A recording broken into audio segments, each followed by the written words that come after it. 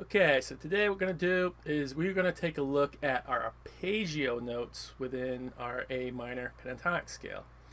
So bring the camera down and let's go for it.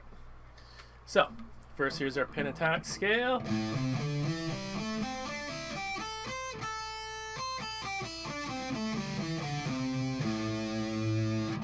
So now we got to take out our arpeggio notes out of there. And what arpeggio is our chord tones. Within a chord, there's certain tones that are contained within those. And in this case, we're playing the A minor pentatonic scale, so we're going to look at the A minor. Let me get that clean so it sounds nice for you. Now, we take a look at our A minor chord. We have is an A, here's an E, here's a A again, here's a C, and a E again. So there's only A's, C's, and E's in here. So so I'm going to go through, this is a full scale, so just because I want to go through every single note, but in the pentatonic we're only playing 5 notes, because in the scale we got 1, 2, 3, 4, 5, 6, 7, 8, or 1. So there's really 7 notes within the scale. But we pluck out a couple of them to make the pentatonic. It's the first, third, fourth, fifth, and 7th tones of our full scale. So if we start here, we'll take a look. We got our 1, that's in the pentatonic scale. 2, that's not in the pentatonic scale. 3, the third note is is within the pentatonic scale. And really, we call this a flat 3 when we compare it to an A major. But right now, you just think of it as a third chord tone, third note in the scale. So 1, 2, 3. Here's 4, 5, 6. That one's not in the pentatonic. 7, and then we're back to 1 again. So we have 1, 3, 4, 5, 7, 1. Now we take a look at these notes. What they are? We got A, B, C, D, E, F, G, A. So we have an A, C, D, E, G, and back to A. And do you remember what those chord tones were in here? They were A's, C's, and E's. So our chord tones are A, here's our C, D isn't the chord tone, but E is. G isn't a chord tone, but A is. So we have an A, C, and an E. And then right here is our A again. So arpeggio, the lower half is, those are arpeggio notes. And so basically, 3 out of the 5 notes we have, those are arpeggio notes. These 2 notes right here, those are not our chord tones. For triads anyways, this one right here, this is actually in the 7th chord, this is a chord tone, but for right now we're going to think of these 2 notes right here on the A string and the D string as being non-chord tones. And basically what you do, first thing is you basically you keep coming back to these chord tones, and what that does is it establishes the overall tonality, the whole overall tone of whatever progression you're playing over, because when you're playing this, it's going to be over something that's focused around A minor.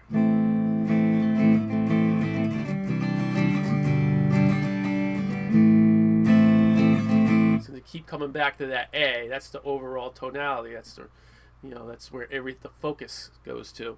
So you want to keep coming to one of those chord tones. So when you're playing, you kind of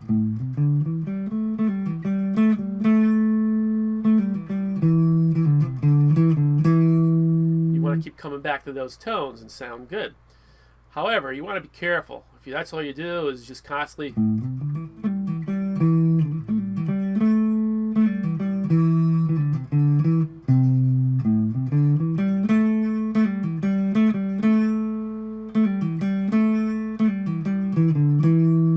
it's going to get boring sounding after a while, because everything, fits all nice and sounds good, but those non-chord tones, which are called tension tones, are what adds a little bit of excitement in there. Because when you hit something like that, you want to resolve it. Tension, resolve it. So you gotta do that. Same with this one.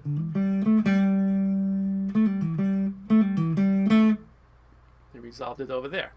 So you just kind of play, and you can kind of think of this as a sentence. Beginning of the sentence, tension tones are commas. End of the sentences are the chord tones. So chord tones, beginning of sentences, and in periods. Non-chord tones or tension tones are the ones that are commas. So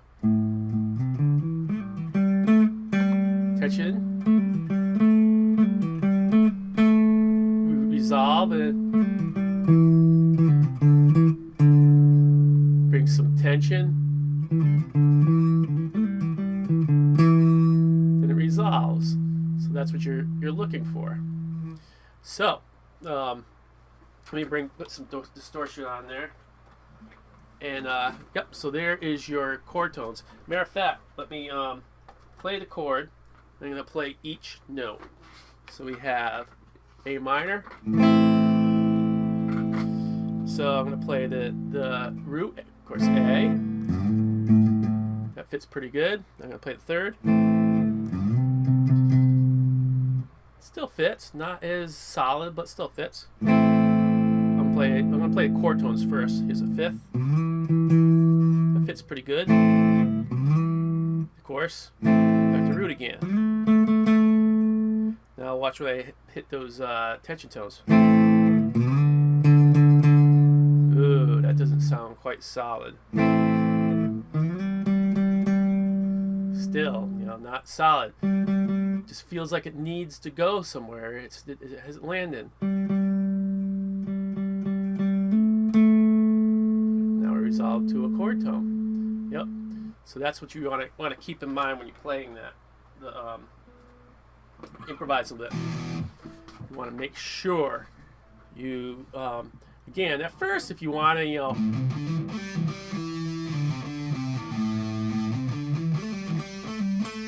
want to keep hitting a lot of chord tones just to kind of reinforce it, get used to getting that going pretty good, then definitely go for it. Otherwise, you really want to start messing with the tension and resolving the tension by hitting some non-chord tones every once in a while, your tension tones. Okay, so then the other part of this is that we did the lower part. Now let's do the upper part. So this one's actually pretty easy. You got your root here. Now, these three notes, all these notes on the 5th fret, are chord tones. And then the only other chord tones, so you have your root, these three notes. The other one is, here's another chord tone. That's your 3rd note. So basically what happens is you can just be jamming. As long as I hit those notes, keep coming back to those. On that safe area, and then this one too. I'm safe. Now this note and that note is your tension tones, and then since you're playing this is, you can look at this as your tension tone too. So again, you want to play around with those. So a little bit of tension. Then I'm resolving it. Cause a little bit of tension. Then I resolve it. Yep. So you want to play around with that.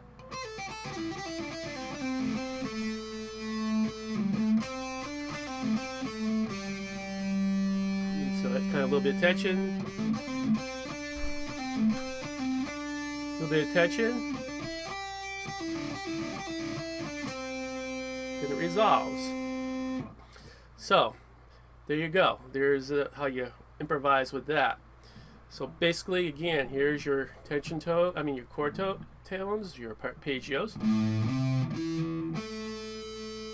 It's your lower half, and then these three, and then this one. So first, get them down separately, and then play them together.